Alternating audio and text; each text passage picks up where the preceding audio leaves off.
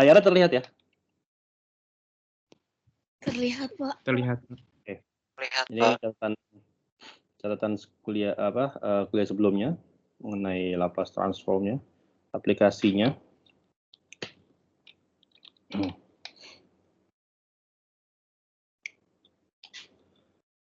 Dan kemarin kita sudah mengambil satu contoh ya pembahasan. Oke. Baik, saya lanjutkan.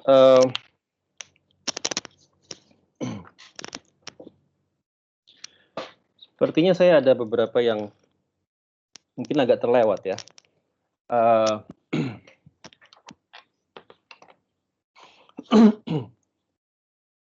Ya, sepertinya mungkin saya ada baiknya juga di sini. Kemarin saya belum sempat ya menyinggung sedikit mengenai apa yang dinamakan sebagai fungsi delta Dirac. Ada yang sudah belajar mengenai fungsi delta Dirac sebelum saya kembali ke transformasi Laplace? Di kuliah belum ada, Pak. Di kuliah Fismat 1 belum ada ya? Belum. Oke, belum ada semua ya berarti ya. Ya mungkin ada baiknya saya membahas sedikit ya mengenai fungsi delta Dirac ya. Saya bikin semacam note saja di sini. Akan banyak kegunaannya fungsi delta Dirac ini.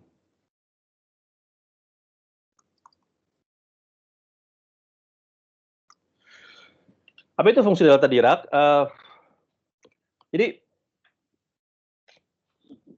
dia sebenarnya suatu fungsi yang didefinisikan ya, yang dalam istilah matematika ini sebenarnya fungsi yang non regular ya, yang behaviornya ini tidak seperti fungsi-fungsi continuous yang lain ya. Oke, jadi ini kita langsung masuk definisinya ya. Jadi fungsi delta Dirac, saya mengambil satu dimensi dulu ya, satu dimensi, one dimensions.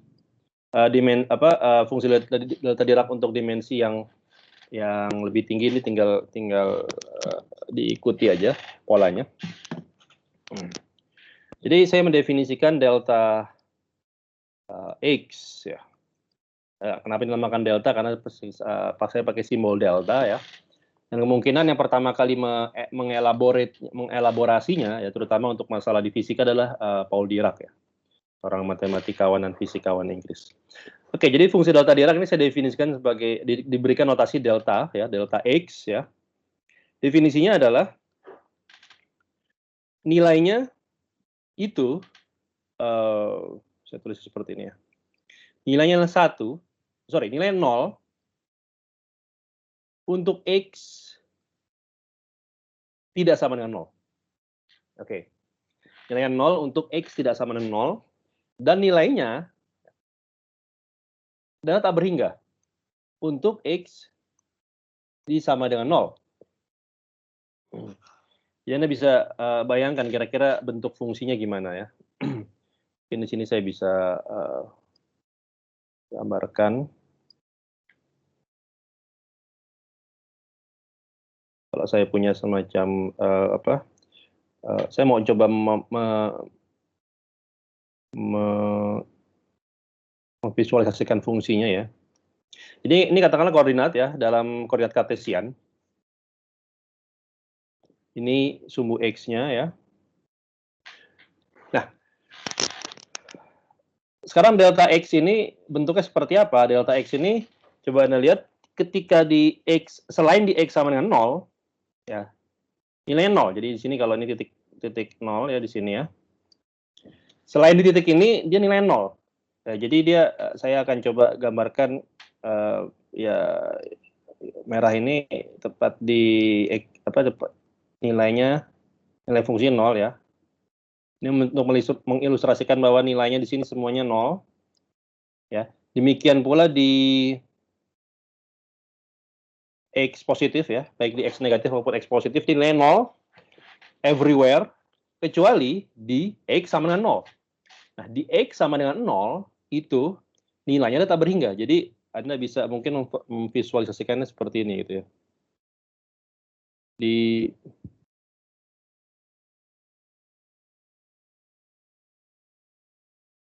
Gitu. Jadi ini suatu fungsi yang sangat spiky ya, sangat apa? Sangat tajam gitu ya, sangat thin, sangat kurus dan sangat spiky. Ya tentunya ini suatu fungsi yang sifatnya ini agak ya, peculiar ya, agak tidak biasa gitu ya. Tapi Anda juga bisa melihat ya, Anda bisa melihat fungsi delta Dirac ini sebagai limit ya dari ya. Jadi kalau saya mencoba untuk dekati fungsi delta Dirac ini sebagai suatu limit ya, saya akan gunakan misalnya warna apa? Purple lah. Misalnya saya punya suatu fungsi distribusi gitu ya. Fungsi distribusi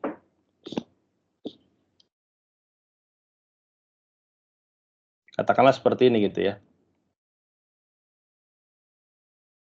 Nah, ini suatu fungsi distribusi. Oh, by the way, saya harus berikan satu lagi properti dari fungsi delta Dirac ya. Jadi ini definisinya dan dia punya sifat ya. Dia akan nilainya tak berhingga ketika di x sama dengan 0 sedemikian rupa sehingga ketika saya integralkan delta x ini untuk seluruh x ya dari minus tak berhingga sampai plus tak berhingga, maka dia nilainya 1. Oke, jadi ini definisinya dan ini definisi propertinya ya. Sampai sini bisa diikuti? Ada pertanyaan sampai sini? Nggak ada. Oke. Nah sekarang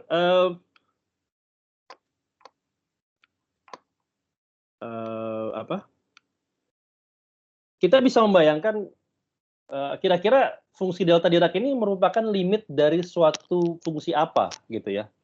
Nah saya bisa mencoba mengilustrasikan ya bahwa fungsi delta Dirac ini merupakan limit dari suatu fungsi distribusi ya. Anggaplah kita lihat yang ungu ini, yang purple ini merupakan fungsi distribusi biasa gitu ya. Ini suatu fungsi distribusi, dia punya luasan ya, dia punya luasan, luasannya tertentu gitu ya. Katakanlah ini suatu fungsi distribusi P gitu ya, P sebagai fungsi X. Nah katakanlah P sebagai fungsi X ini kalau saya integralkan untuk seluruh X gitu ya, ya dia distribusi ya, maka dia karena dia distribusi suatu nilainya adalah integralnya suatu konstanta gitu kan. Kalau saya normalisasi katakanlah integralnya 1 nilainya, katakanlah gitu ya.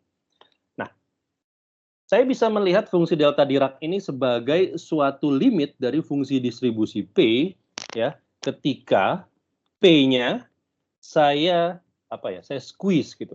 Saya buat P-nya ini lebih kurus ya. Kalau saya buat P-nya ini lebih kurus, lebih width-nya itu lebih kecil gitu ya. Tapi dengan mempertahankan luasan integralnya. Maka Anda bisa membayangkan bahwa dia akan lebih kurus tapi akan lebih tinggi. Ya. Gitu ya.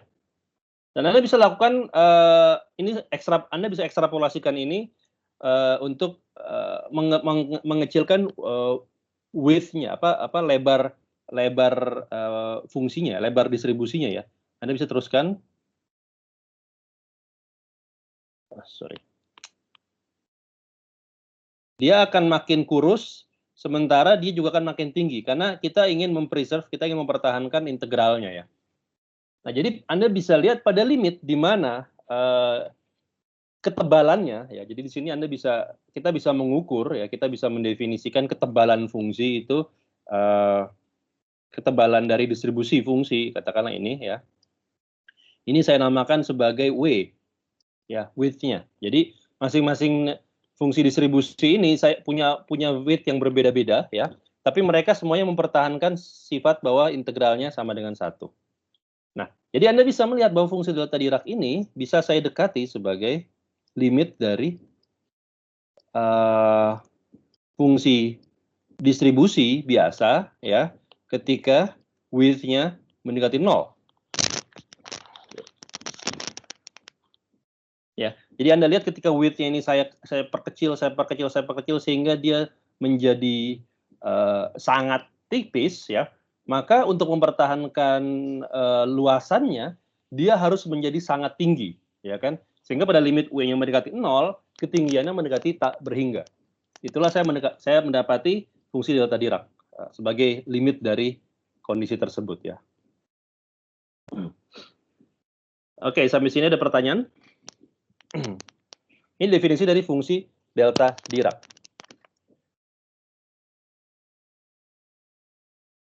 Nah, properti yang menarik dari fungsi delta Dirac ini, misalnya adalah apa yang terjadi kalau misalnya saya kalikan fungsi delta Dirac dengan suatu fungsi lain, fungsi yang reguler, fungsi yang continuous biasa gitu. Misalnya suatu punya fungsi sembarang fx yang biasa, saya kalikan dengan fungsi delta Dirac. Tentunya delta Dirac ini kalau Anda lihat dia tidak, kalau berdiri sendiri dia sifatnya ya itu tadi ya, non regular ya. Either 0 atau tak berhingga gitu. Jadi kalaupun dikalikan dengan suatu fungsi lain, ya nilainya kan 0 di mana-mana, kecuali di titik x sama dengan 0, nilainya kan tetap tak berhingga, apapun fungsi lain tadi, ya kan? Nah, jadi properti delta Dirac ini akan lebih menarik kalau dia berada di dalam tanda integral. Ya. Misalnya di sini, kalau saya kalikan fungsi delta Dirac dengan suatu fungsi sembarang, lalu saya integralkan dari semua rentangnya, ya, apa yang saya dapatkan? Gitu. Ada yang bisa jawab? Kira-kira dapatnya apa? F0. F0. Argumennya apa? Karena itu kan itu kan perkalian. Jadi kalau misalnya delta Dirac dikali dengan F di tidak 0, dia jadi 0. Ketika dikali dengan di F sama dengan 0, delta Diracnya jadi tak hingga dikali dengan F0. Ya itu. Oke, kalau saya oke, ya itu jawabannya benar ya, bahwa dia akan menjadi F0. Nah, cara melihatnya seperti apa? Jadi yang merah ini saya gunakan untuk memvisualisasikan fungsi delta Diracnya. Sekarang saya gunakan katakanlah warna hijau untuk memvisualisasikan fungsi fx-nya ya. Jadi ini suatu fungsi fx yang biasa ya. Katakanlah ini fungsi fx. Yang merah ini fungsi delta Dirac ya. Nah, Anda bisa integralkan dari minus taberinga sampai taberinga, dan juga Anda bisa mengintegralkan juga dari selang tertentu ya. Jadi tidak harus dari minus taberinga sampai plus taberinga ya. Sembarang selang tertentu juga oke. Sekarang ya, coba kita lihat tadi. Kalau misalnya saya mengambil batas di sini saja ya, integralnya. Maka integral dari perkalian dua buah fungsi itu kan definisinya adalah luas yang diarsir ya dari perkalian dua buah fungsi ini kan. Jadi kalau saya punya fungsi f mengalihkan fungsi delta, maka integral dari sekian sampai sekian, ya, dikatakan dari A sampai B, itu kan luasan yang diarsir, yang dibatasi oleh dua fungsi tersebut, ya kan? Nah, Anda lihat dari A ini bisa berapa saja ya, dari A sampai 0, itu fungsi f-nya apapun, dia akan mengalihkan 0, jadi dia trivial. Demikian pula dari dari 0 sampai B juga 0 nilainya ya kan. Jadi kontribusi integralnya itu hanya didapat dari ketika delta x-nya sama dengan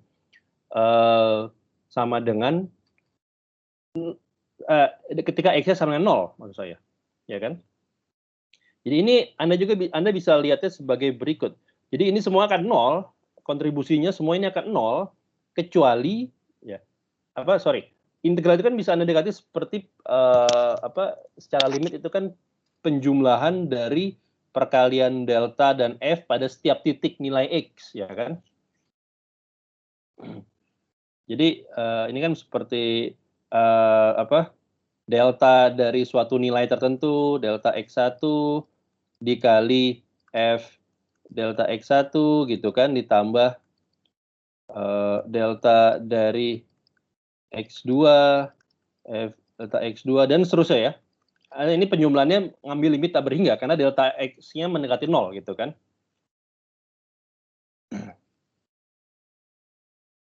Dikali F delta XN. Gitu ya. Nah, ini kan menjadi tak beringat. Tapi ini semua sukunya semuanya akan 0. Mungkin saya tulis di bawah aja ya, biar lebih mudah melihatnya. Jadi kan saya bisa melihatnya seperti ini.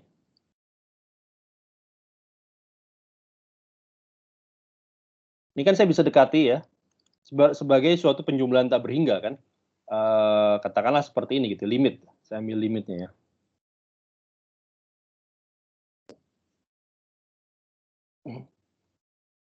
Limit apa? N-nya mendekati tak berhingga gitu kan. Dari perkalian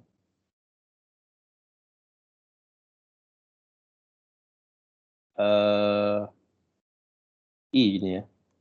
XI gitu kan, di mana delta XI ini saya jumlahkan gitu ya, saya sumasikan limitnya I dari 1 sampai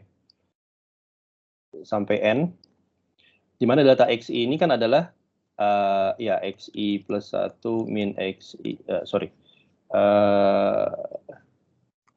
delta XI ini ya selisih antara dua ini terdekat ya. Mungkin saya biarkan aja. Nah, ini kan semuanya kan 0, jadi ada apa ditambah apa gitu ya. Ini sampai penjumlahan tak berhingga ya. Nah, tapi semua suku ini akan 0 kecuali di titik ketika penjumlahannya adalah delta 0, ya kan? Ya delta 0 dikali F0 ya. Kecuali tepat di titik 0.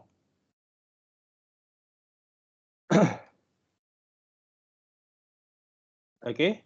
Nah, sehingga dengan kata lain saya bisa mendekati ini sebagai integral dari jadi kita hanya memperhitungkan integral di titik 0 saja gitu ya. Nah, ini sama dengan F0 gitu ya. Dikalikan integral dari X dx. Nah, ini 1, maka kita dapatnya F0. Jadi sifat properti dari perkalian delta Dirac dan fungsi sembarang ya, ini nilainya adalah fungsi tersebut di titik di mana delta Dirac-nya singular. Ya.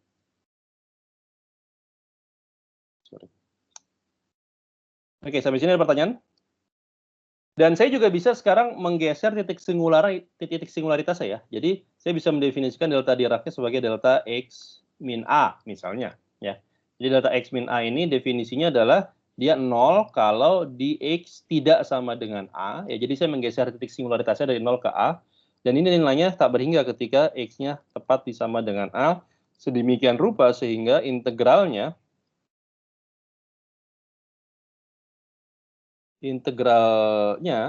ini juga tetap sama dengan 1. Ya. Pada kondisi ini, di kondisi seperti ini, maka saya juga punya delta Dirac. Delta Dirac mengalihkan Fx diintegralkan, ini hasilnya adalah F di titik X sama dengan A. Oke, sampai sini ada pertanyaan?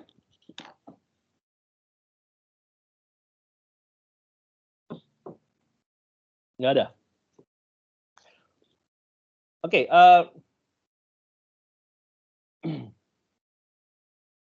sekarang kembali ke lapas. Pak. Ya. Pak, maaf, saya nggak ngerti kenapa hasilnya FA. Kenapa hasilnya FA? Sama seperti tadi, kalau Anda ganti A-nya 0, maka di sini hasilnya F dievaluasi pada X sama dengan 0. Jadi saya menggeser titik singularitasnya dari 0 ke A. A ini sembarang titik ya. Jadi kalau saya visualisasikan.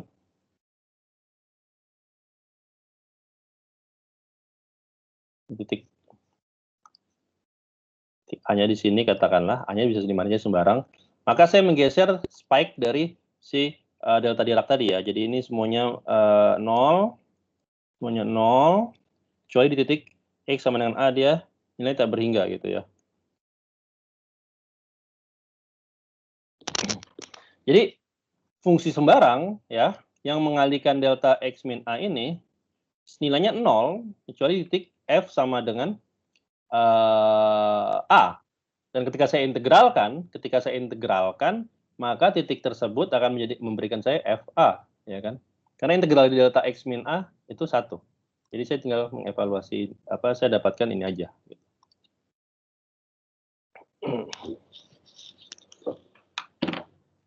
Apakah menjawab pertanyaan?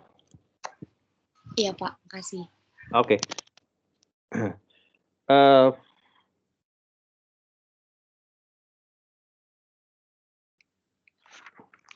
Sekarang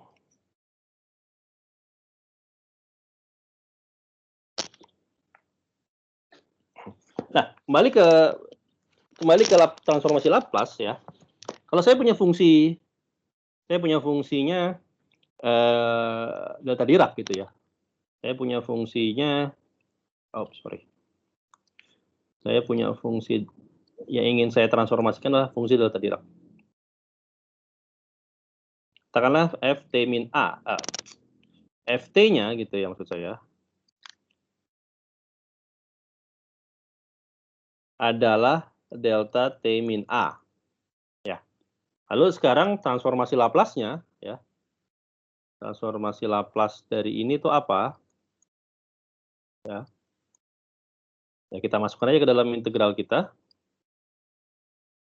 Delta T min A dari E pangkat minus PT dt. Jadi tadi saya tekankan lagi apa yang tadi saya katakan, bahwa batas integral ini ya, baik yang tadi maupun yang ini, itu bisa dari mana saja ya. Secara umum saya bisa tulis dia minus Lagrange sampai plus Lagrange ini untuk mengcover seluruh ruang gitu ya. Ini untuk mengcover seluruh ruang. Tapi Anda bisa potong dia di mana saja ya. Dan hasilnya akan tetap 1 selama titik singularitasnya berada di antara selang integral tersebut. Jadi maksudnya seperti apa? Maksudnya seperti tadi. Kalau misalnya ini saya integralkan dari minus Lagrange sampai plus Lagrange ya. Dari kita lihat gambar ini maksud saya. Dari minus Lagrange sampai titik X sama dengan A, dari titik X minus sama dengan minus Lagrange sampai titik X sama dengan A itu kan integralnya 0 ya. Karena dia 0, maka nggak peduli juga. Maksudnya tidak akan mengubah hasil juga. Kalau saya hanya batasi selang integralnya dari sini, misalnya dari sini ya. Dari min C. Baik Anda ambil C ini tak berhingga atau suatu nilai finite, hasil integralnya akan 0 juga kan. Jadi nggak ada masalah, karena ini semuanya di sini 0. Demikian pula sama. Di sini Anda akan integralkan dari A sampai tak berhingga pun akan 0 juga. Karena 0, maka tidak masalah juga kalau saya selalu batasi selangnya sampai sini saja gitu. Misalnya dari plus C. Oke. Dengan demikian integral ini adalah integral delta Dirac X min A mengalihkan Fx dari misalnya suatu nilai minus C sampai C gitu ya. Atau tidak harus sama sebenarnya, ini minus C, ini katakanlah D gitu ya, suatu nilai sembarang, nggak ada masalah ya. Selama yang penting adalah batas-batas integrasi ini melingkupi titik di mana fungsi delta Dirac-nya singular. Ya, itu akan tetap kita punya hasilnya integralnya 1. Dan maka integral dari integran ini tetap sama dengan FA. Ya. Karena titik singular tetap di A, dan A ini adalah di antara minus C dan D. Ya. Jadi di sini syaratnya selama titik singularnya itu berada di antara selang integrasi, maka hasil ini tetap. Nah, demikian pula di sini ya. Transformasi Laplace itu definisi integral dari 0 sampai tak berhingga, bukan dari minus tak berhingga sampai plus tak berhingga ya, dari 0 sampai plus tak berhingga. Tapi nggak ada masalah kalau saya asumsikan A-nya positif, ya maka di sini A-nya saya ambil positif, gitu ya. Ya, maka selang integrasi dari 0 sampai tak berhingga ini kan tetap melingkupi titik A ya. Jadi di sini A-nya maksudnya adalah dia positif, maka jadi seperti ini. Maka integral ini saya bisa pakai sifat dari delta Dirac juga. Jadi integralnya ini adalah fungsinya tersebut dievaluasi pada titik T sama dengan A. Sekarang fungsinya apa? Fungsinya adalah E pangkat minus PT Maka sekarang hasilnya adalah E pangkat minus PA. Gitu ya.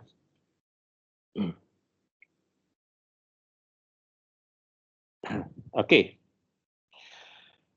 Ya, ini hasil yang bisa masuk ke dalam koleksi hasil-hasil transformasi Laplace ya dalam tabel. Ya, jadi tadi saya mendefinisikan fungsi delta Dirac untuk memberikan apa itu transformasi Laplace dari dia. Oke, satu lagi transformasi Laplace dari suatu fungsi yang mungkin akan berguna, ya banyak digunakan aplikasinya. Itu adalah apa yang kita namakan integral. Jadi kalau kemarin kita lihat ya, kalau saya boleh flashback ke atas lagi sebentar. Ini adalah transformasi Laplace dari turunan suatu fungsi ya. Jadi y adalah fungsi t ya. Maka y aksen adalah dy dt. Maka transformasi Laplace-nya itu diberikan oleh p dikalikan transformasi Laplace dari fungsi y itu sendiri dikurang y dievaluasi pada t sama dengan 0. Y 0 adalah y dievaluasi pada t sama dengan 0. Y besar ini, kapital Y ini adalah transformasi Laplace dari fungsi y. Ya. Dan ini transformasi Laplace dari y double aksen itu berarti bisa kita lanjutkan seperti ini ya. Ini p kuadrat dari transformasi Laplace y dikurang p dikalikan y0 dikurang y0 aksen, di mana y0 aksen adalah y aksen pada t sama dengan 0 ya. Jadi definisi dari y0 dan y0 aksen itu saya diberikan di sini kalau nggak salah ya. Ya ini adalah y0-nya adalah y0 adalah y pada t sama dengan 0 gitu ya. Oh saya belum berikan y0 aksennya ya. Sini lupa saya. Ya, apa yang dinamakan y0 aksen ini maksudnya adalah y0 aksen ini maksudnya adalah y aksen pada t sama dengan 0 gitu ya. Nah, ini adalah Laplace transform untuk derivatif ya. Sebaliknya juga saya bisa menghitung Laplace transform atau transformasi Laplace dari integral ya. Dari integral. Jadi maksudnya gimana? Maksudnya gini, kalau saya punya suatu fungsi, saya punya fungsinya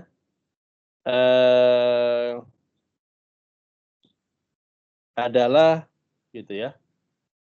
Ini adalah integral. Oke. Jadi fungsi f ini adalah integral dari 0 sampai t karena fungsinya adalah fungsi t ya. Dari apa? Dari suatu fungsi lain. Fungsi g katakanlah. G ini bergantung pada tau dan saya integralkan terhadap tau. Gitu ya. Jadi bagaimana kalau fungsi f kalau ft adalah integral dari g terhadap tau dengan batas dari 0 sampai t. Apa transformasi Laplace dari fungsi ini gitu ya. Baik, transformasi Laplace-nya adalah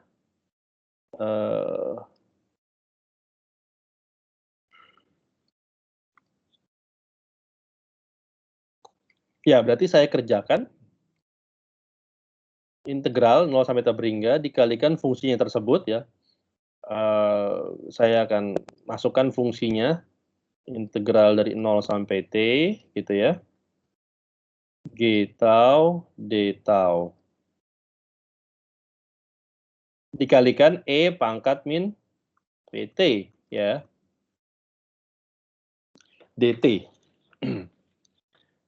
Oke, jadi saya punya dua jenis integral, tapi saya bisa mengerjakan ini dengan apa yang dinamakan sebagai konvolusi, tapi saya baru akan menjelaskan konvolusi ini sebentar lagi ya, maksudnya setelah ini. Jadi mungkin saya bisa menggunakan teknik lain.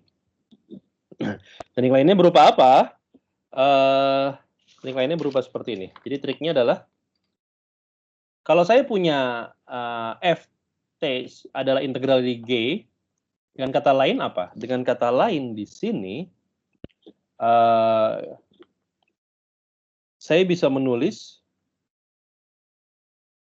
F aksen, ya, itu adalah GT, ya kan? F aksennya adalah G, sehingga kalau saya integralkan kedua ruas ya, saya dapat bentuk seperti ini, ya nggak? Jadi F aksen adalah G, atau G adalah F aksen, ya.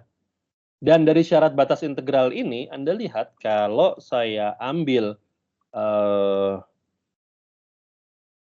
F-nya adalah F0, maka itu sama dengan 0, ya kan? Kenapa? Karena kalau saya T-nya saya set 0, maka dia integral dari 0 sampai 0. 0 dan 0 berarti integralnya adalah 0. Ya. Jadi sekarang saya bisa mengekspresikan G sebagai turunan dari F terhadap T. Ya. Dan ini syarat batas atau syarat awalnya. Oke, dengan demikian, maka kalau saya ingin menarik apa itu transformasi Laplace dari F aksen, ya, transformasi Laplace dari F aksen itu kan kemarin kita sudah di pertemuan lalu ya, tadi saya tunjukkan itu kita sudah menurunkan ya, mendapatkan bentuknya, yaitu kalau saya punya suatu fungsi y, turunan dari suatu fungsi ya, y aksen, ya, derivatif dari suatu fungsi y, maka Laplace transformnya adalah ini, p dikalikan Laplace transform dari fungsi y dikurang y0. Nah ini juga bisa saya terapkan di sini berarti ya.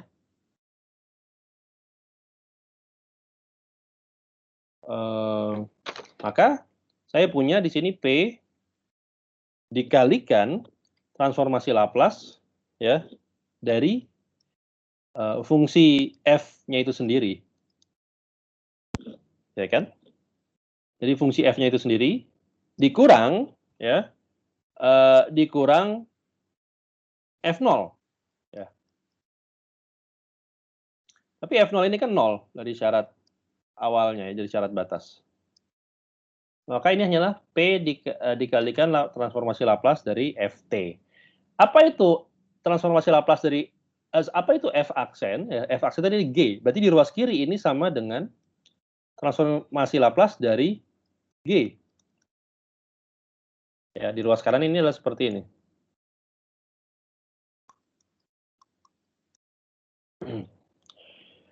Maka saya bisa tulis, yang dicarikan apa sih? Yang dicarikan adalah ini ya, transformasi Laplace dari fungsi f, ya kan? Nah, di sini saya dapat transformasi Laplace dari fungsi f dapat ditulis sebagai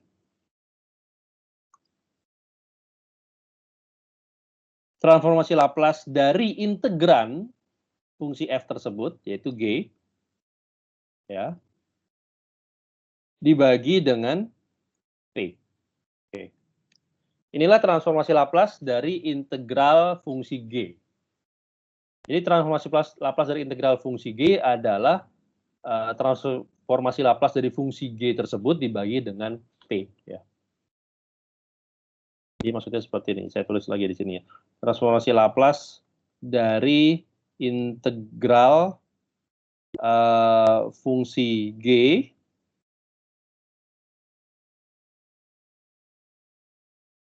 itu adalah seper P dikalikan transformasi Laplace dari integrannya atau dari fungsi G-nya itu sendiri.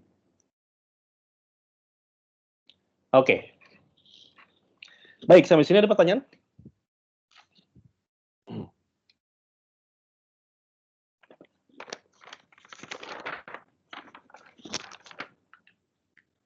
Nggak ada.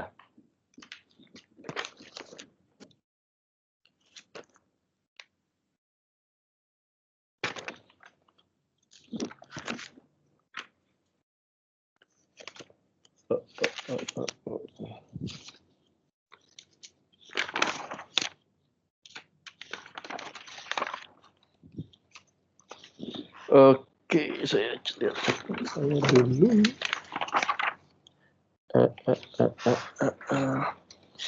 Ya,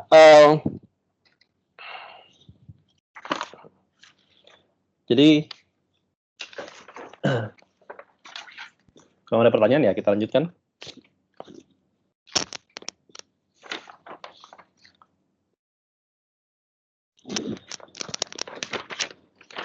Jadi tadi kemarin saya sudah, maksudnya di pertemuan sebelumnya saya sudah membahas mengenai contoh dari penggunaan transformasi Laplace ya untuk menyelesaikan persamaan diferensial biasa yang nonlinear.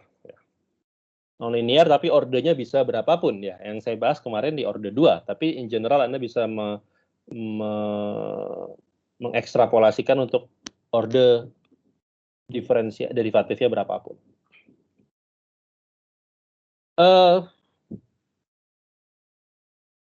Saya ambil contoh lagi, satu lagi ya, yang mungkin juga ada gunanya ya.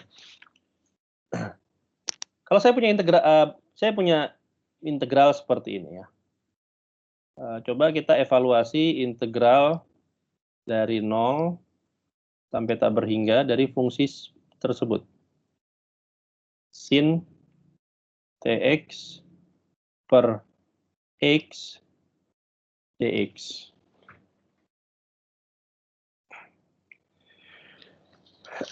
Ada yang tahu integral ini apa?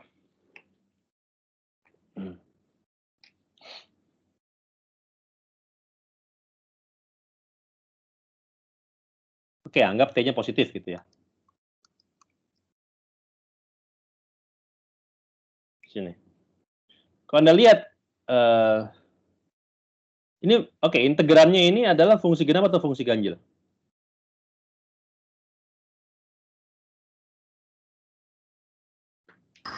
Genap, Pak. Genap. Kenapa? Sinus adalah fungsi ganjil ya. X juga fungsi ganjil. Ya kan?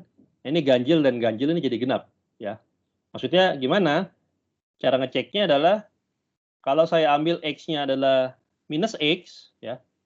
Jadi kita lihat sin dari T dikalikan minus X per min X apakah sama seperti bentuk awalnya? Apakah sama seperti sin Tx per X ya?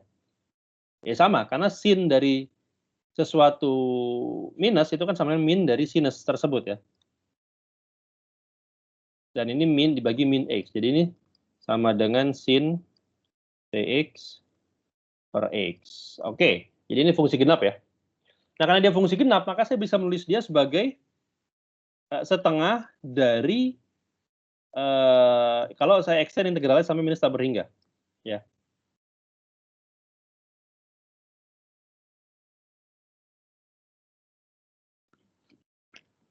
Nah, di kompleks variabel kita sudah menyelesaikan integral seperti ini. Saya bisa menyelesaikan integral seperti ini dengan menggunakan teorema residu. Ya, ada yang masih ingat?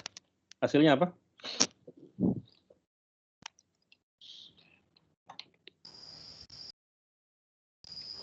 Pi per T bukan sih, Pak? Apa? Pi, ya. Pi. Ada T-nya itu saya bingung. Oh iya, ya kita bisa ya sebenarnya kan ini kan sama seperti ini ya. Anda bisa masuk ke integral kompleks gitu kan dari sin Tz per atau mungkin dari eksponensial aja gitu ya biar memudahkan eksponensial ITz ya EITZ per Z ya dz ya kan. Nah kita tinggal meninjau integral kompleks tersebut ya. Konturnya di mana? Konturnya itu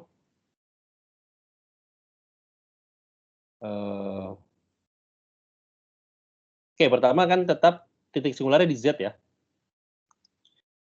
Ya, konturnya terserah ya. Anda bisa ingin melingkupi Z. Sorry, ya, titik singularnya di Z sama 0 ya. Anda ingin melingkupi Z sama 0 atau tidak itu terserah, sama aja konturnya ya.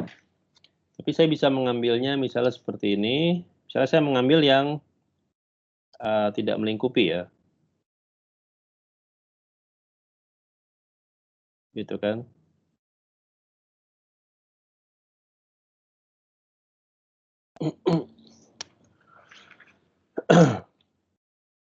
Nah, Anda bisa lihat dengan menggunakan dengan menggunakan argumen yang sama seperti ketika kita terapkan di kompleks variabel, maka Anda akan dapatkan hasil yang sama ya. Ya katakanlah ini dari minus R besar, ini minus rho, ya jadi jari-jari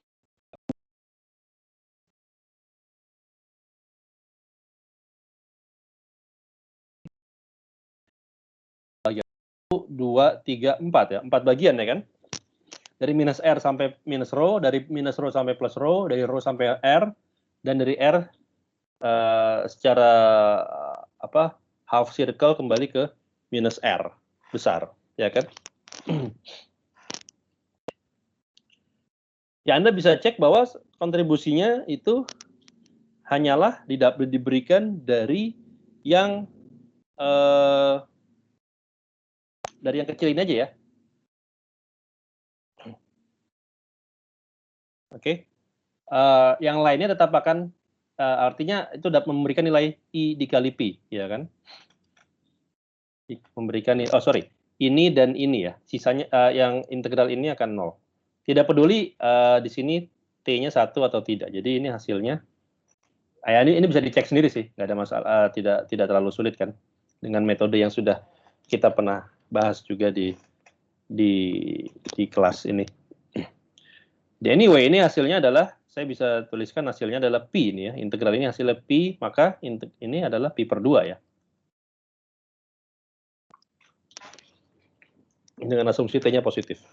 Nah, coba sekarang kita bisa selesaikan ini nggak dengan misalnya atau gini, saya ingin mencari transformasi Laplace dari integral tersebut.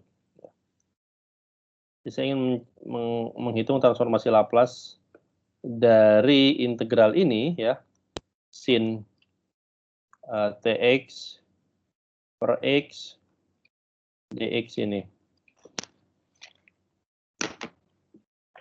Oke, sebentar. Apa yang saya dapatkan?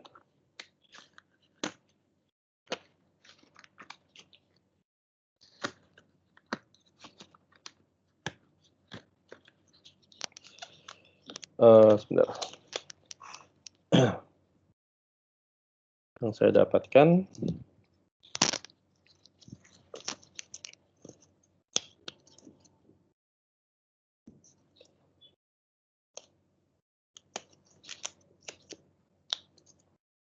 adalah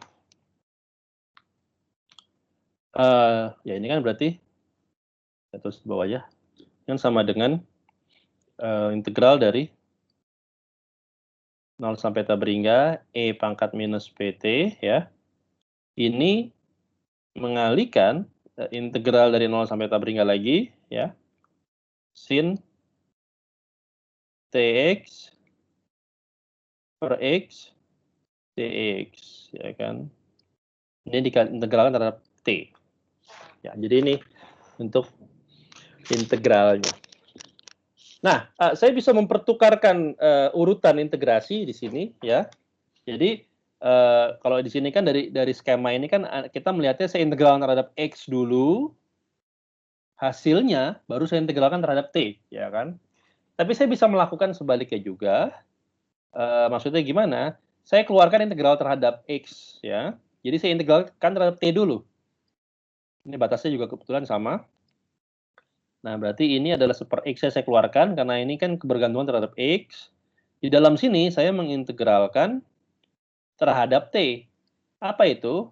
E pangkat minus PT sin dx dt gitu ya, atau sin xt gitu, dt. Ini baru nanti hasilnya, apapun hasilnya, kita baru integralkan lagi, dikalikan super X, diintegralkan terhadap X. Ya. Tapi yang di dalam kurung ini tidak lain daripada transformasi Laplace untuk sinus. Ya. Ini adalah transformasi Laplace untuk sin Tx. Dan ini hasilnya sudah tahu kita ya. Apa hasilnya, ada yang tahu? Ada yang ingat? dalam X ya di sini. Ingat?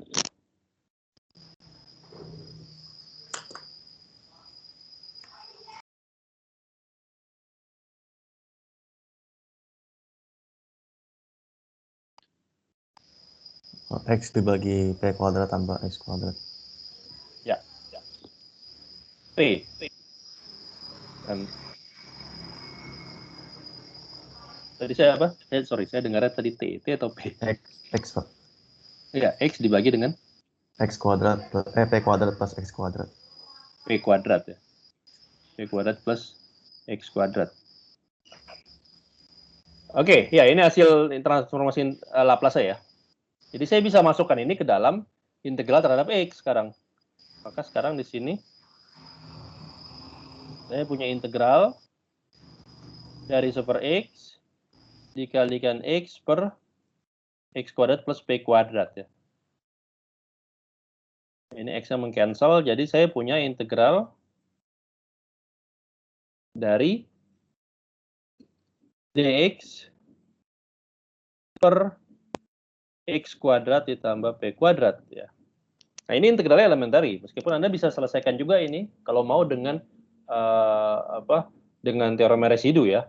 Tapi ini integral elementary. Anda bisa gunakan teorema residu atau Anda bisa menggunakan teknik integral kalkulus biasa.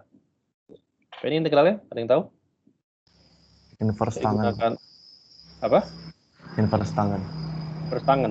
Ya, kalau ini adalah P, ini X, gitu ya. Ini P kuadrat plus X kuadrat. Maka integral ini, ya kan? Sorry. X-nya apa?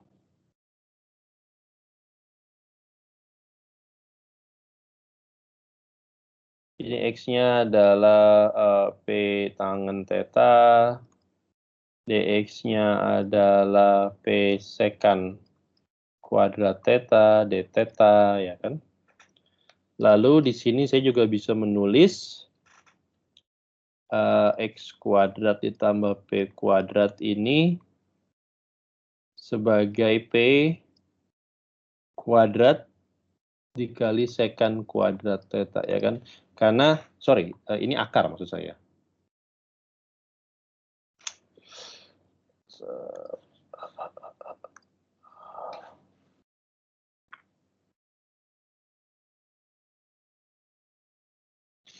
Nah, ini akar, sehingga X kuadrat plus P kuadrat itu tidak lain daripada P kuadrat dikalikan secant kuadrat theta. Kalau sebenarnya saya masukkan ke sini, maka Anda tinggal dapatkan integral dari d theta saja, ya kan?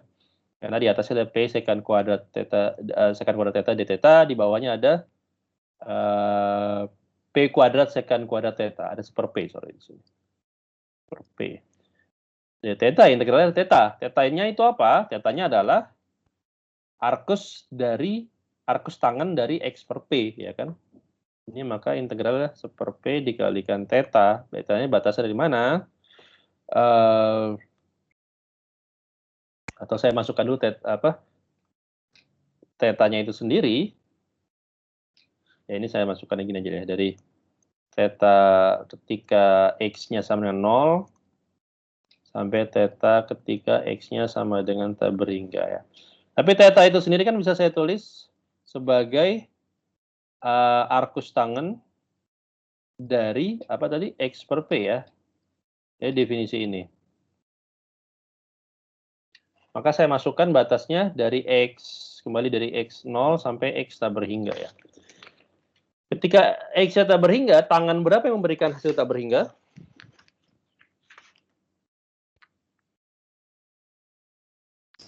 Pi per 2. Pi per 2. Ketika X-nya 0, arcus tangan berapa yang menghasilkan tangan berapa yang menghasilkan X tak berhingga? Sekarang ketika X-nya 0, maka tangan berapa yang menghasilkan X-nya 0? Tangan 0 ya. Jadi di sini saya punya Pi per 2P ya. Apa ini? Pi per 2P adalah di ruas kiri ini kan tadi adalah transformasi Laplace dari ini semua integral itu ya. katakanlah saya namakan ini integralnya transformasi Laplace dari Ft. Ya. Di mana Ft-nya adalah ini. Ya. Ini adalah Ft.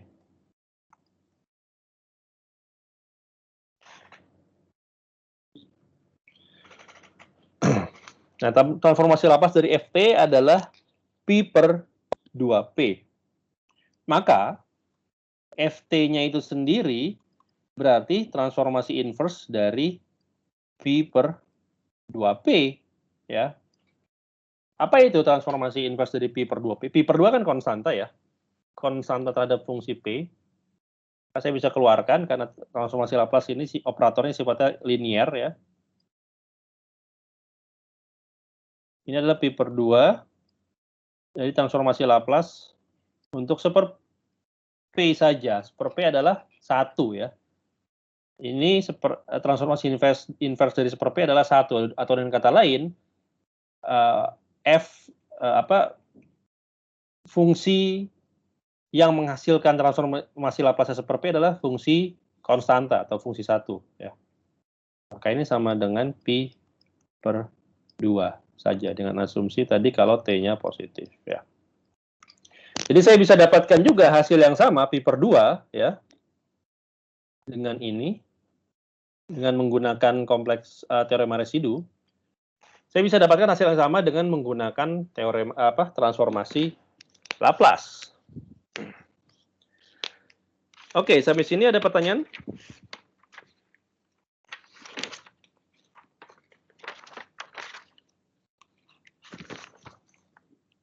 Tidak ada.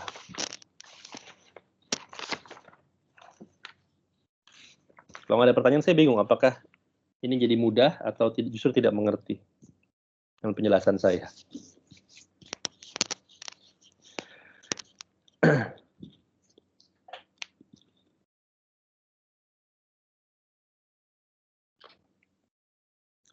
Oke. Nah, baik kalau nggak ada pertanyaan, sebenarnya bahannya juga tidak terlalu banyak lagi ya. Jadi mungkin kita bisa selesai lebih awal.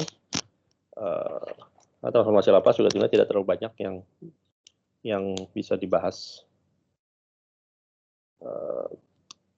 Kecuali kalau kita masuk ke pembahasan aplikasinya, yang banyak sekali aplikasinya di control system ya misalnya. Ya.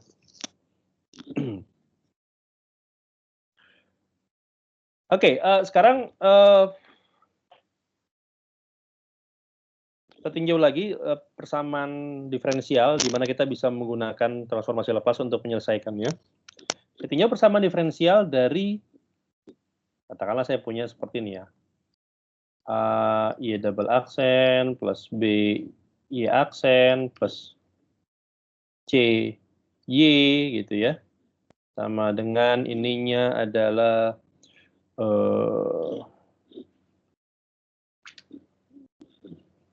barang fungsi G ya T ya. Ya di sini Y-nya tentunya adalah YT ya. ABC ini konstanta ya. ABC dia saya asumsikan dia konstanta dulu, oke. Artinya dia bukan fungsi dari T. Lalu katakanlah saya berikan syarat awalnya ya. Syarat awalnya adalah Y0 dan Y0 aksen itu 0 ya. Ini syarat awalnya. Oke. Ini tentunya bukan satu-satunya syarat awal bagi suatu sistem fisika ya. Tapi ini memudahkan kita ya. Kalau misalnya syarat awalnya di problem diketahui seperti ini, maka ini tentunya kita akan meninjau kondisi ketika syaratnya seperti ini. Nah, kita tahu apa transformasi Laplace dari sistem dari persamaan ini ya. Kalau saya tarik transformasi Laplace kedua ruasnya, ya. Maka di ruas kiri ya saya punya ada konstanta A dikalikan P kuadrat dari Y besar ya maksud saya ya. Karena syarat awalnya 0 ya, maka di sini dua sukunya 0 juga. Jadi langsung aja ke sini, B dikalikan P dikalikan Y besar ya, plus C dikalikan Y besar, dan ini transformasi Laplace dari GT. Katakanlah saya namakan dia sebagai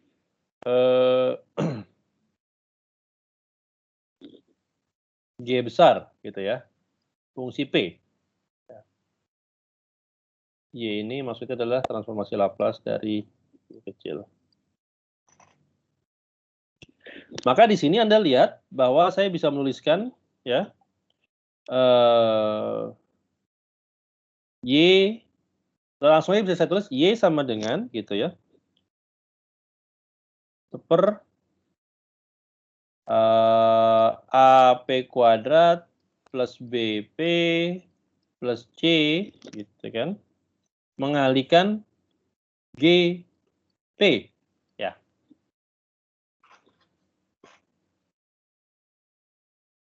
Jadi Y-nya bisa saya tulis seperti ini ya. Jadi in principle solusi dari persamaan diferensial tersebut atau fungsi Y ya, Y kecil sebagai fungsi T ya. Y kecil sebagai fungsi T ini saya tarik, ini saya dapatkan dengan menarik inverse dari ini semua gitu kan. Menarik inverse dari ini semua. Mengalihkan G, P, ya. Nah sekarang kan tinggal bagaimana kita menyederhanakan perkalian ini ya, sehingga kita bisa cocokkan ini menjadi salah satu menjadi bentuk yang kita bisa temukan di tabel transformasi Laplace ya kan.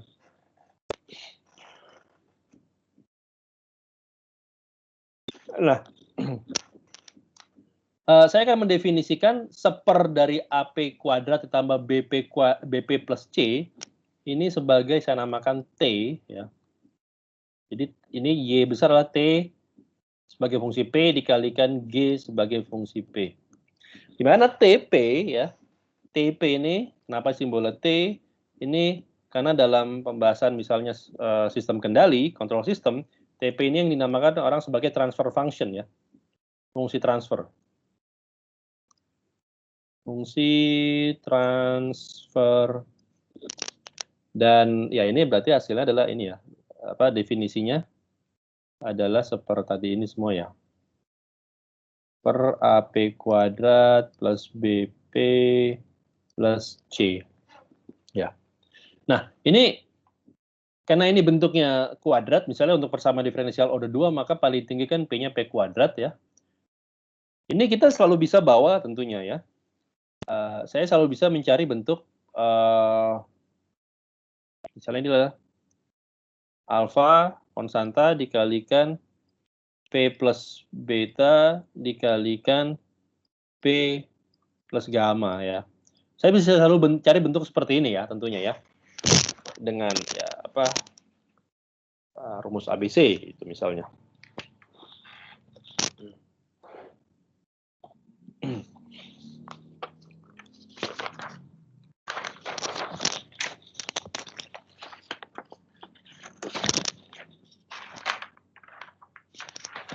Oke.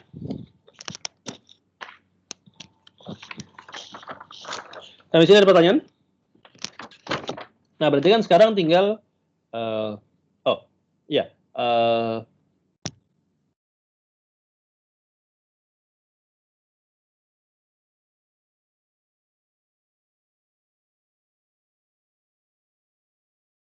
Berarti ya dalam sistem kendali yang dinamakan Y besar ini ya, Y besar ini adalah dinamakan output dari suatu sistem gitu ya. Sedangkan GP inilah input dari suatu sistem ya. Jadi maksudnya gini, kalau misalnya ini suatu kita namakannya block diagram ya, diagram blok ya. Ini suatu sistem, misalnya ini suatu sistem mekanik ya, misalnya suatu sistem osilasi gitu ya, atau suatu sistem elektrik ya, misalnya rangkaian apa RLC atau apapun gitu ya. Maka inputnya adalah driving force ini kan, inputnya adalah driving force ini gitu kan. inputnya adalah GP ini dalam notasi Laplace ya, dan outputnya itu adalah tadi apa Y tadi gitu ya. Maka transfer function yang didefinisikan sebagai rasio antara output dan input. Gitu ya. Output itu maksudnya adalah kalau saya berikan driving force ini, maka bagaimana behavior dari Y-nya, ya, Y kecil ya. Itu kan terkandung dalam Y besar ini ya. Ya kan? Kalau saya berikan driving force, maka osilasi seperti apa, gitu kan? Kalau saya berikan misalnya tegangan tegangan eksternal, maka bagaimana behavior dari muatan dalam RLC. Jadi muatan itulah behavior adalah outputnya dan tegangan eksternalnya adalah inputnya ya. Driving force pada kasus osilasi mekanika adalah inputnya, maka bagaimana fungsi simpangannya itu sebagai outputnya. Ya. Jadi di sini umumnya kita akan mencari TP ini sebagai rasio dari output dan input ya. Seperti ini ya nulis saya. Oke, saya tidak akan mengeksplor secara detail pembahasan sistem kendalinya. Tapi di sini saya mau menunjukkan bahwa bentuk ini ya kadang sekarang problemnya adalah bagaimana kita bisa menyederhanakan perkalian antara fungsi transfer dengan output ya. Sorry, dengan input maksud saya. Antara fungsi transfer dengan input ya.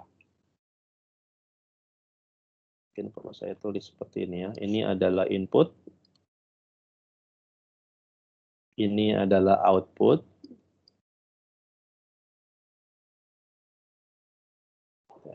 Ini adalah transfer function ya. Nah, bagaimana kita menyederhanakan perkalian fungsi transfer dengan input sedemikian rupa sehingga kita bisa cocokkan bentuk tersebut dengan salah satu fungsi P di tabel transformasi Laplace, ya kan? Sehingga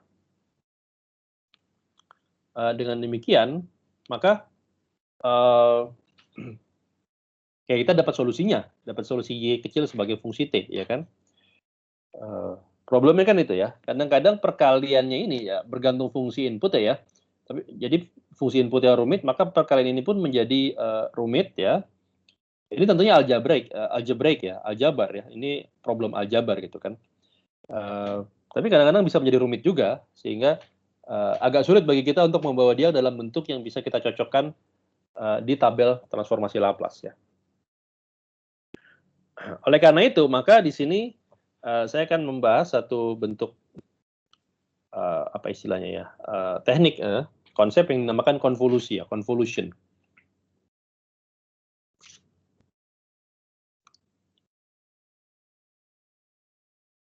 Bahasa Inggrisnya convolution ya, convolution ya. Bahasa Indonesia apa? Konvolusi gitu ya. Konvolusi. Saya nggak tahu konvolusi itu apa ya istilah yang tepat, padanan yang tepat dalam bahasa Indonesia itu convolution itu apa ya? Apakah sudah ada padanannya atau diterjemahkan sebagai konvolusi saja? But anyway, sekarang bayangkan saya punya dua buah fungsi gitu ya.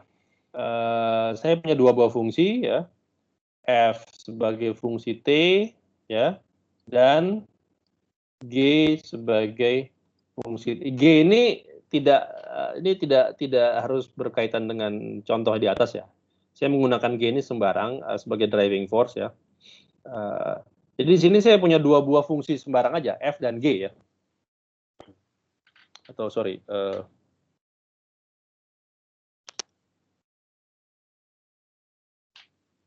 ya mungkin saya gunakan ini jangan F dan G ya, biar nggak rancu nantinya. Saya punya dua buah fungsi, saya namakan saja G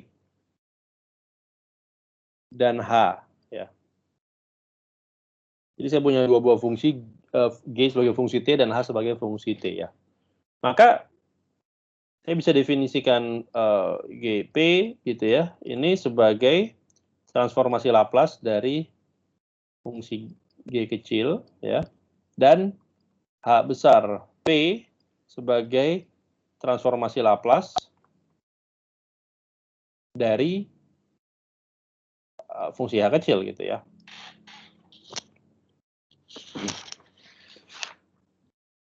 Nah, sekarang apa yang terjadi kalau saya kalikan keduanya ya? Jadi sekarang kalau saya mau mengalihkan keduanya gitu ya, sini aja. GP dikalikan HP itu apa yang saya dapatkan? Ya ini berarti saya mengalihkan dua buah integral Laplace gitu ya. Pertama dari 0 sampai tak berhingga untuk GT mengalihkan E pangkat minus PT DT gitu ya. Yang kedua adalah integralnya dari 0 tak berhingga lagi ya. Untuk H TE pangkat minus PT DT. Oke, ini perkalian dua buah integral gitu ya. Saya bisa gabungkan, ya saya bisa tinjau ini semacam integral lipat gitu ya, ini lipat dua. Jadi saya buka aja kurung sikunya ya. Tapi untuk tidak menimbulkan kebingungan, maka saya akan relabel salah satu variabel integrasi di antara dua ini ya. Maksudnya gimana? Maksudnya gini, ini kan ada dt, dt juga. Kalau saya integralkan, saya buka kurungnya nanti jadi dt, dt dikalikan dt gitu kan. Maka untuk tidak menimbulkan kebingungan ya, saya akan ganti saja ya. Ini bisa saya tulis, saya bisa tulis ini sebagai suatu integral lipat 2 ya, dari 0 sampai tak berhingga. Saya tulis secara eksplisit aja integral lipat 2-nya. Nah, tapi sekarang integral yang pertama itu, atau integral yang pertama itu adalah integral terhadap, saya namakan sigma variabelnya. Berarti G sebagai fungsi sigma dikalikan E pangkat min P sigma D sigma gitu ya. D sigma, ya saya tulis dulu D sigma gitu ya. Atau D sigma nanti di belakang ya, untuk biar nggak rancu. Ini biarkan seperti ini dulu. Ini untuk men-tackle integral yang pertama. Lalu dikalikan integral yang kedua. Nah, saya bisa relabeling T-nya ini menjadi apa? Tau misalnya ya. E pangkat minus P tau. P tau. Jadi sekarang saya punya integral lipat 2 terhadap sigma dan terhadap tau ya. Jadi integral terhadap terserah mana mau duluan ya, sigma tau gitu ya. Atau sebaliknya. Ya,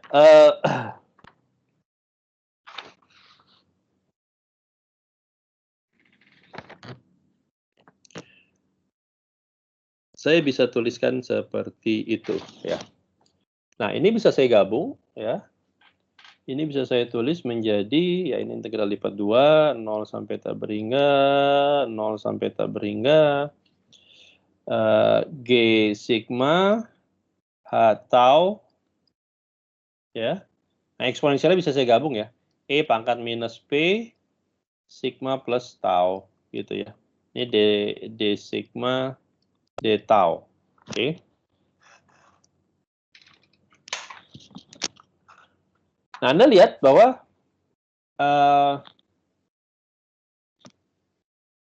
sampai sini ada pertanyaan nggak sebelum saya lanjutkan?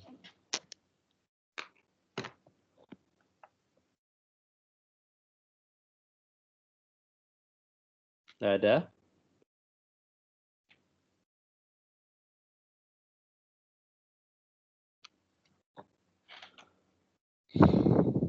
Oke. Nah, sekarang saya akan mencoba mendefinisikan ya. Saya definisikan, ini kan ada sigma, ada tau gitu ya. Saya definisikan sigma ini sebagai T min tau.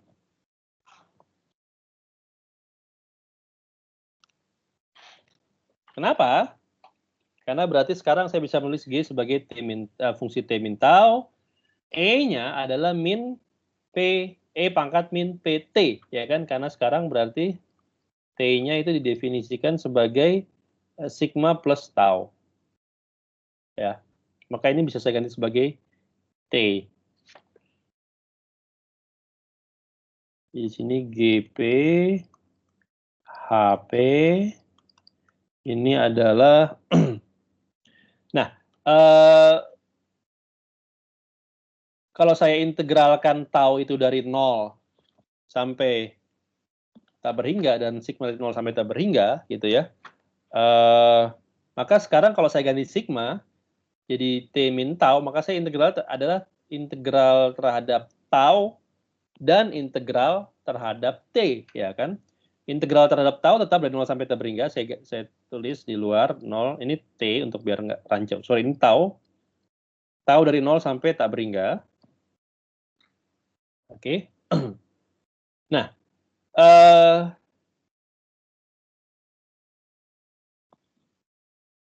selanjutnya adalah integral dari T, ya. Jadi ini saya tulis integral T.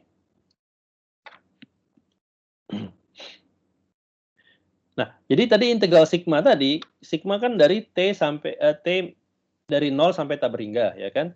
Dan saya definisikan sigma adalah T min tau, ya kan?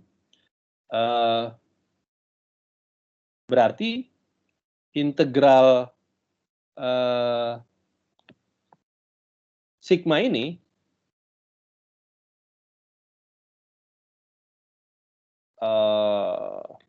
kan gini ya, ini kan D sigma, sorry, bukan D sigma.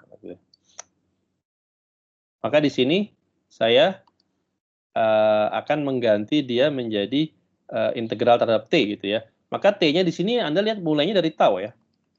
Dari tau sampai tak berhingga juga. Ya kan? Kenapa dari tau? Ya karena T sama dengan tau itu yang membuat sigmanya 0. Ya, jadi kan tadi integral sigma dari 0 sampai tak berhingga ya kan. Berarti batas bawah itu 0 itu dicapai ketika T-nya tau. Berarti sekarang integral terhadap T saya batasi dari T sama dengan tau sampai T sama dengan tak berhingga. Oke. Ada yang bingung nggak di sini? Jadi dengan indeks dummy ini saya bisa menyesuaikan batas dari integralnya. Nah, sekarang integralnya apa? Integralnya G sebagai fungsi T min tau gitu ya. Dikalikan H sebagai fungsi tau ya. Dikali E pangkat minus PT saja. Ini adalah berarti integral terhadap dt kan, karena integral dalam adalah ini adalah T dan di luar adalah D tau.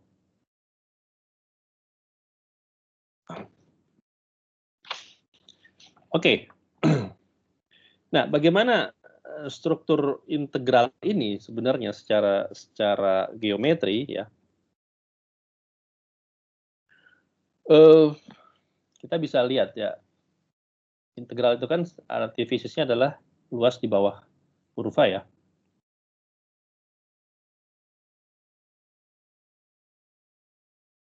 Jadi kalau saya ambil ini adalah tau, ini sumbu tau, ini sumbu T gitu ya. Maka T sama dengan tau itu diberikan oleh garis ini ya, katakanlah ini 45 derajat gitu ya. Saya jangan pakai warna ini.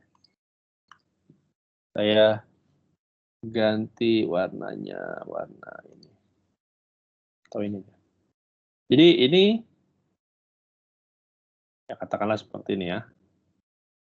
Ini adalah sumbu tau sama dengan T atau sebaliknya gitu ya.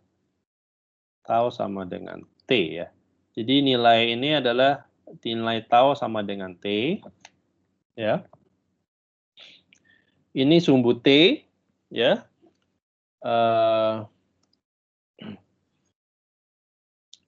Kalau ini sumbu T, maka ya saya bisa menuliskannya seperti ini ya. Ini adalah maka segmen ini adalah dt gitu ya. Segmen ini adalah dt ya. Dan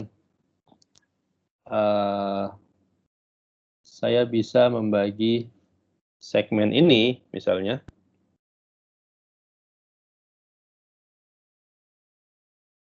Nah, ini sumbu tau ya, maka segmennya adalah D tau. Oke, segmen itu adalah segmen D tau. Ini adalah di kuadran pertama ya. Jadi ini saya bisa menganalisis batas integral dari sini. Pertama untuk integral tau, dia berawal dari 0, tau sama 0, sampai tau tak berhingga. Ya. Sedangkan integral T itu mulai dari T sama dengan tau, sampai T tak berhingga. Jadi Anda lihat di sini, daerah ini ya, daerah ini yang dibatasi oleh dalam DT ini adalah rentang dari 0, sorry, bukan daerah ini. Maksud saya adalah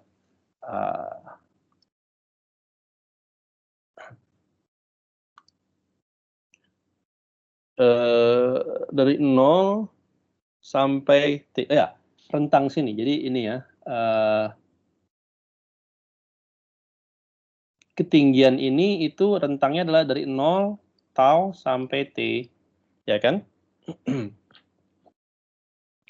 Tinggian ini. Dan dari sini ya, dari sini ya. Jadi mungkin saya gambar seperti ini. Gitu ya. Yang tadi kan ini. Nah, yang ini itu adalah dari T sama dengan tau, jadi ini dari tau sampai T tak berhingga. Ya. Nah, kalau Anda lihat, perhatikan dari rentang integral ini, tau dari 0 sampai tak berhingga, T dari tau, jadi T dari tau itu berarti misalnya mana? T-nya itu dari tau, dimanapun sini, sampai tak berhingga. Ya. Jadi Anda lihat bahwa batas-batas integral ini membentuk bahwa yang diintegralkan adalah segitiga ini ya. Daerah yang diintegralkan itu batas-batasnya itu adalah daerah segitiga ini ya. Kalau boleh saya arsir ya. Ini segitiganya memanjang ke tak berhingga tentunya ya. Tapi yang diintegralkan daerah sini saja. Daerah yang di sini tidak diintegralkan ya. Daerah sisanya tidak diintegralkan. Jadi batas-batas integral dari tau 0 sampai tak berhingga. Ini kan dari 0 sampai tak berhingga ke sana. Tapi lalu di sini T-nya dari tau, T-nya dari tau, bukan dari 0 ya, dari tau ke tak berhingga gitu ya. Jadi hanya melingkupi segitiga tersebut saja ya. Segitiga yang dibangun oleh tau sama dengan T dan ini sumbu T gitu ya. Ini saja daerah yang diintegral daerah integrasinya ya dari batas-batas integral tersebut. Oke, sampai sini ada pertanyaan nggak?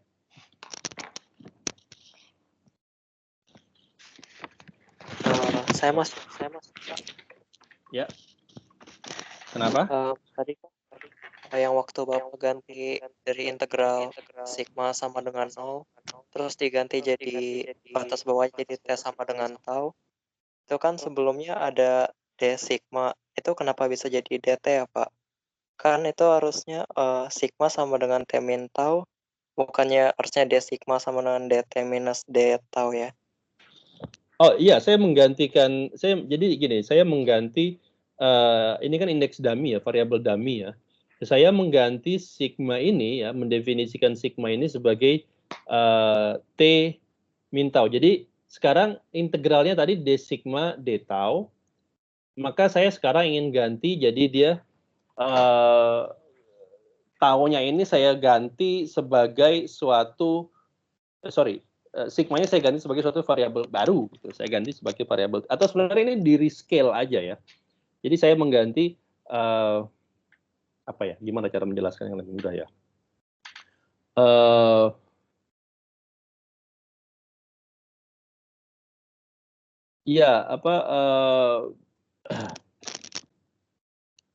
Ya, saya melihatnya gini, kita mungkin bisa melihatnya seperti ini aja. Saya menggantinya T-nya sigma menjadi T gitu kan. Dengan merescale tersebut. Kenapa saya tidak menuliskan sebagai D sigma adalah DT min D tau? Well, karena di sini taunya gimana jelasinnya ya?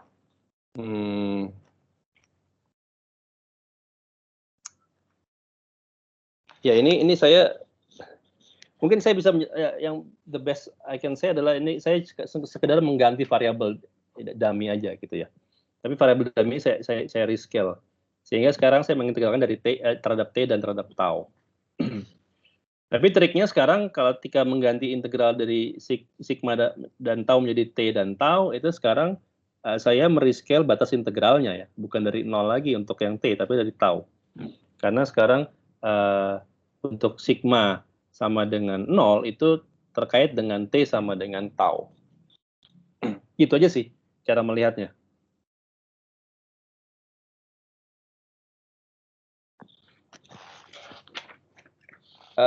Mungkin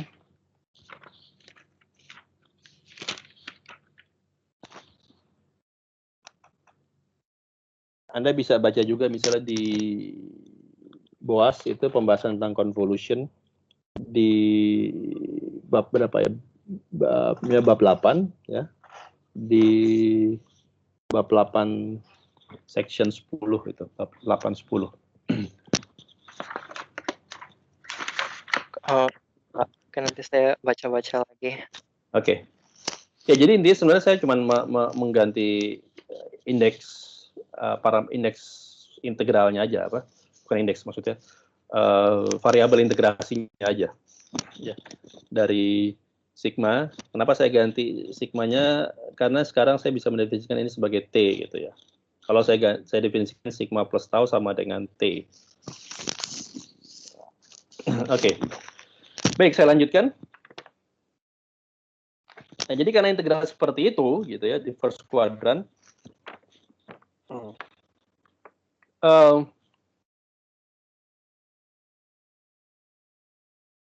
jadi Anda lihat bahwa di sini integral terhadap tau, ya, karena terbatasi oleh segitiga ini, jadi integral terhadap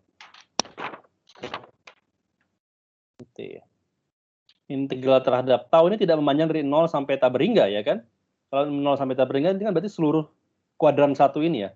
Tapi karena yang karena batas integralnya membentuk segitiga atau setengah dari kuadran satu, maka batas integral dari 0 batas integral T adalah dari 0 sampai tak berhingga, ya kan?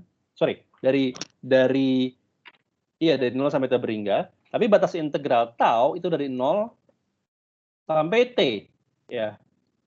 Karena untuk tau lebih besar daripada T itu tidak masuk dalam daerah integrasi ya. Jadi di sini saya bisa menuliskan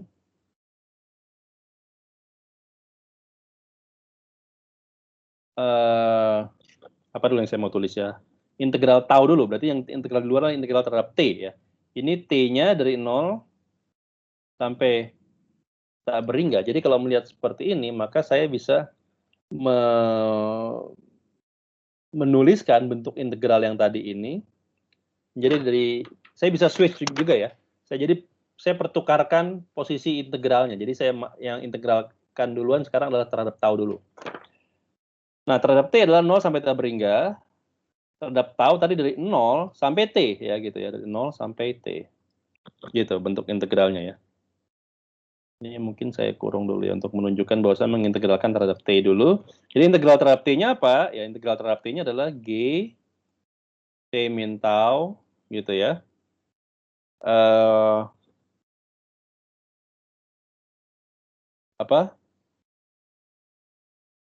Integral terhadap tau dulu maksud saya, integral terhadap tau. Ini integral terhadap tau adalah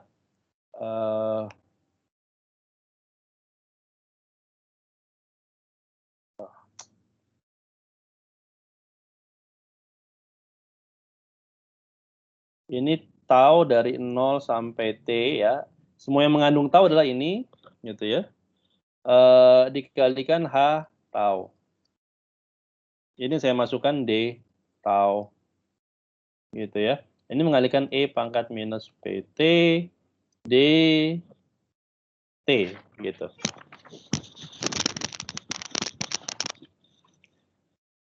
Oke.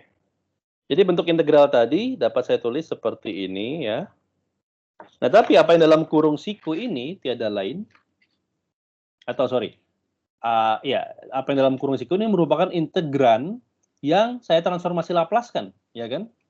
Jadi Anda bisa melihat ini sebagai suatu transformasi Laplace dari integral tersebut ya, integral 0 sampai T gitu, G T min tau, H tau, D tau ya.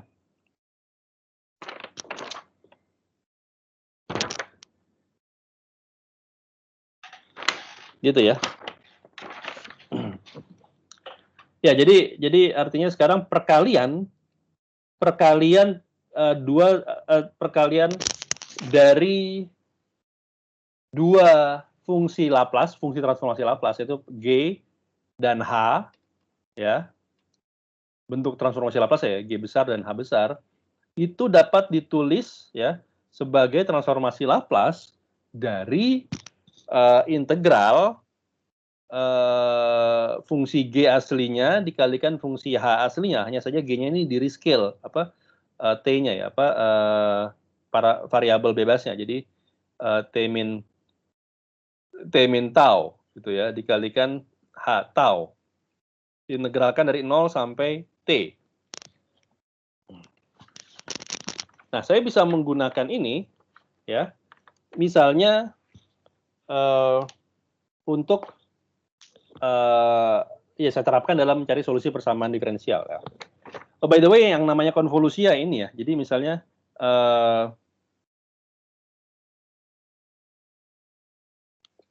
Anda bisa lihat bahwa ini sifatnya komutatif ya.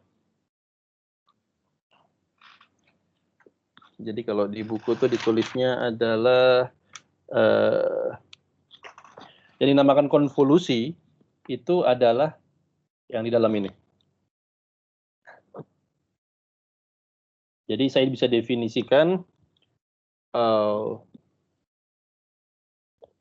integral 0 sampai T, G T min tau, H tau, D tau ini sebagai apa yang dinamakan orang sebagai konvolusi. Jadi konvolusi itu adalah G star ya, starnya maksudnya semacam perkalian tapi di dalam integral gitu ya.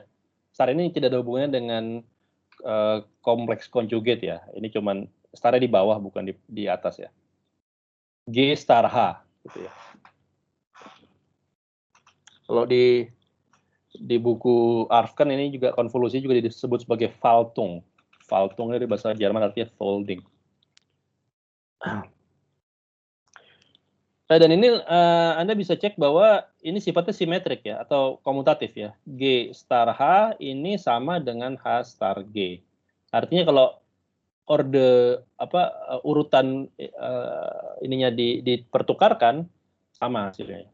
Jadi maksudnya kalau saya integralkan H sebagai fungsi T min tau dikalikan G tau, maka hasilnya sama dengan ini. Nah, oke. Saya masih tinggal 2 menit lagi ya, tolong saya minta waktu untuk menyelesaikan ini ya. Mungkin 3 menit atau 4 menit ya. Waktu paling lama 5 menit lah. Saya mencoba menerapkan ini ya. Jadi misalnya saya punya persamaan diferensial Y double aksen plus 3Y aksen plus 2Y ini sama dengan E pangkat minus T gitu ya. Ini syarat awalnya 0 lah semuanya.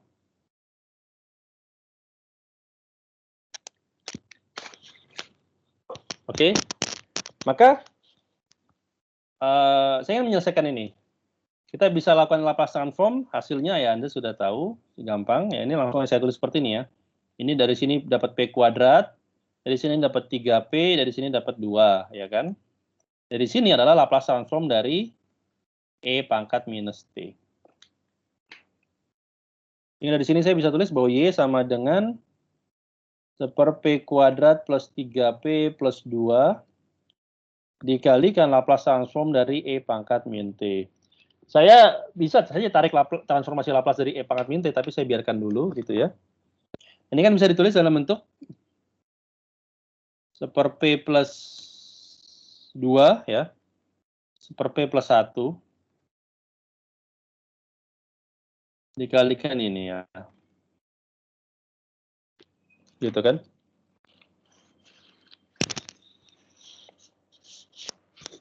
Ya Anda bisa lakukan seperti yang kita lakukan kemarin ya.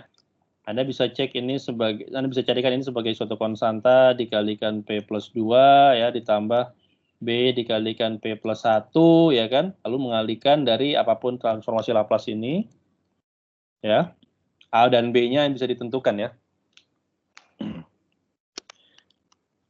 Ya kan, bisa ditentukan transformasi Laplace-nya.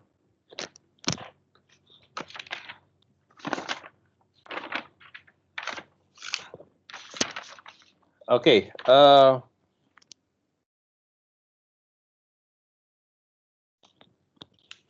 well,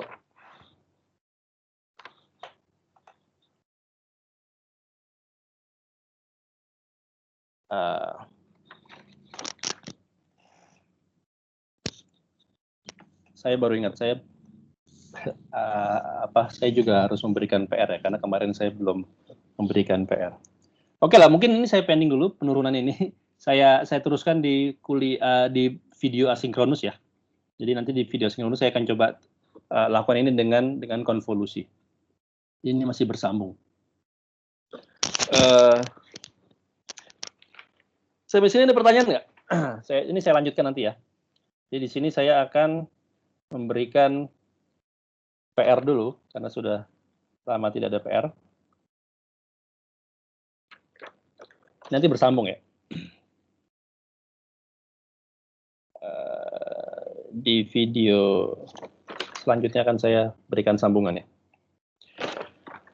Oke, karena waktunya sudah habis, saya akan berikan PR di sini. Ya, berarti untuk minggu depan ya. Ini. Tunjukkan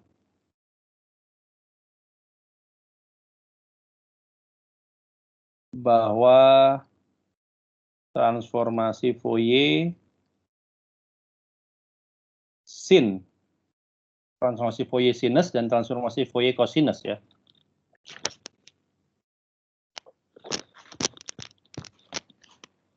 Untuk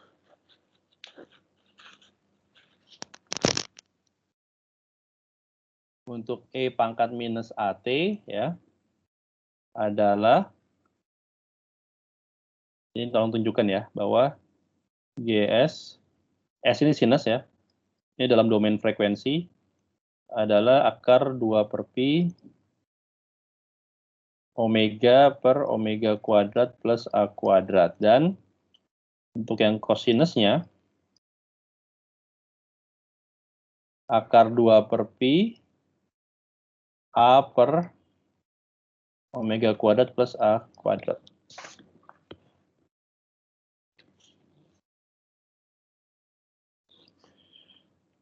Oke, sekarang yang kedua tunjukkan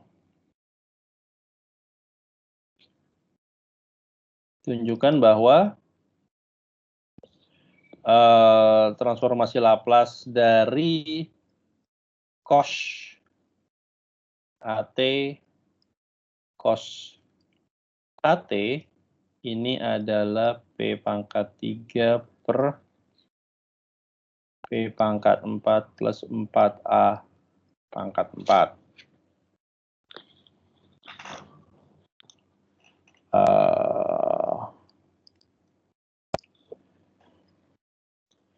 Kalau transformasi Laplace untuk sinh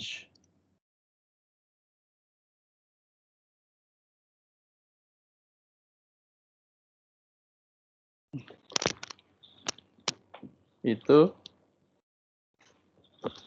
adalah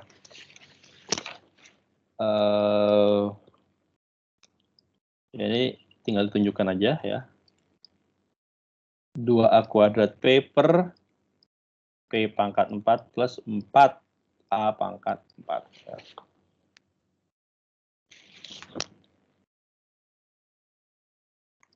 Yang terakhir di nomor 2 ini. Sekarang transformasi inverse-nya. Transformasi inverse dari P kuadrat dibagi P kuadrat ditambah A kuadrat kuadrat. Nah, ini adalah sin AT per 2A ditambah T per 2 cos AT. Oke. Itu nomor 2, terakhir. Nomor 3. Ya, ini gunakan integral konvolusi ya. Gunakan konvolusi untuk menghitung atau menghitung apa? Menghitung transformasi Laplace inverse dari ini A, transformasi Laplace inverse dari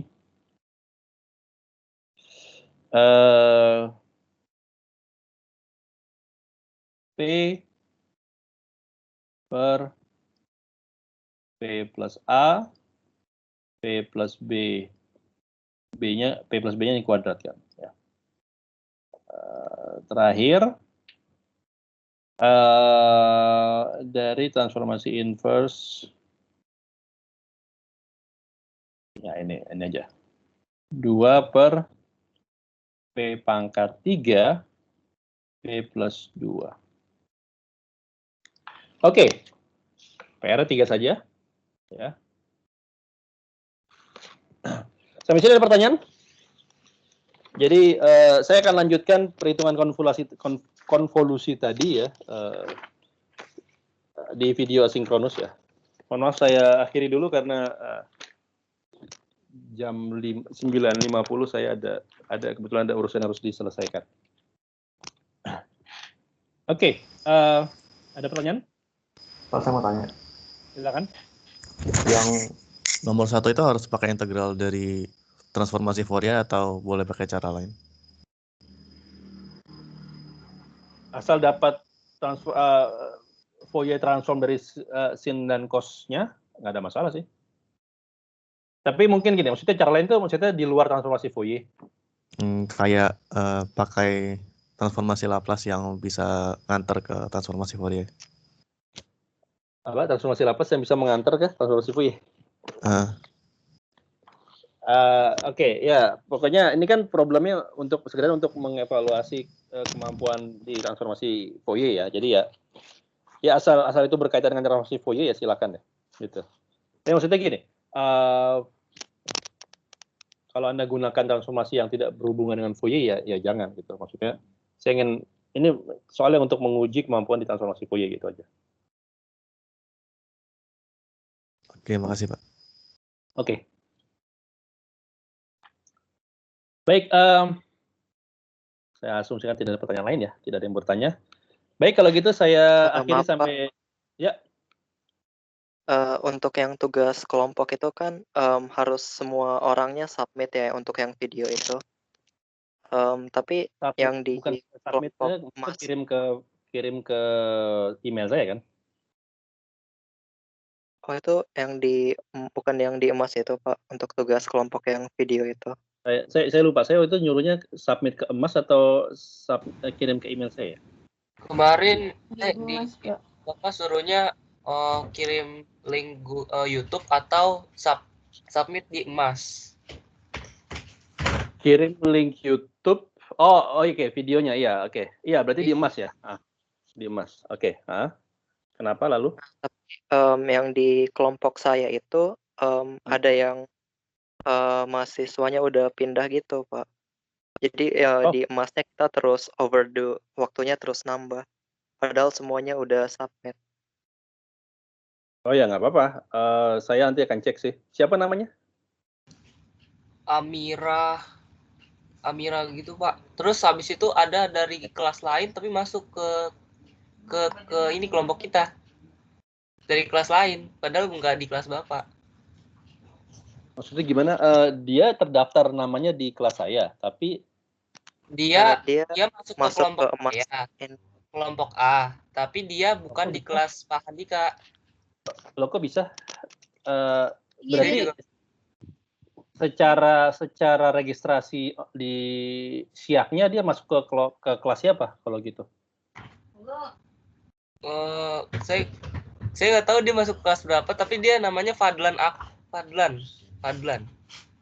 Oh gitu. Iya. Oke. Ya itu kan berarti kesalahan Mas ya, karena saya kan coba bikin kelompoknya itu kan saya minta Masnya untuk yang secara random mengelompokkan kalian ya. Kok Mas bisa mengambil itu dari kelas lain ya?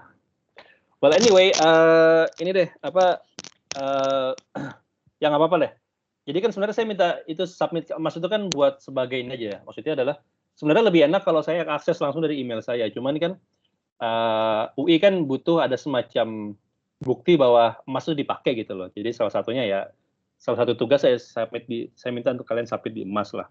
Tapi gini deh, untuk biar nggak terlalu dipusingkan oleh perkara non teknis seperti itu, tolong dari masing-masing kelompok kalian, misalnya satu perwakilan atau ketua kelompok, kirim juga lah berkas videonya atau linknya itu ke email saya. Oh, jadi nanti mungkin saya langsung kirim video yang kelompok kita aja langsung ke email Bapak ya. Ya, boleh. Ya masing-masing kelompok ya. Jadi semua kelompok aja gitu. Iya, jadi kalaupun nanti problem memeriksa di emas kan saya tetap bisa ngecek kan. Itu kan cuma masalah non teknis ya. Masalah ininya. Di emas kan bukan problem yang konseptualnya gitu loh. Baik, Pak. Oke. Baik, terima kasih infonya. Saya justru belum tahu infonya itu ya. Saya kan nggak hafal semua nama kalian, jadi saya asumsikan ketika emas sudah membagi kelompok, harusnya itu kelompoknya ada di kelas saya. Kalau bisa ada orang di kelas lain masuk ke situ gitu. Tapi di sini nggak pernah datang kan dia, si siapa tadi, Amira. Yang tadi terdaftar di kelas lain itu. Fadlan nggak pernah datang, Amira sudah pindah jurusan Pak, tapi masih ada di situ. Wait, pindah jurusan itu maksudnya dari awal semester sudah nggak ada dia? Iya, awal semester 3 ini dia udah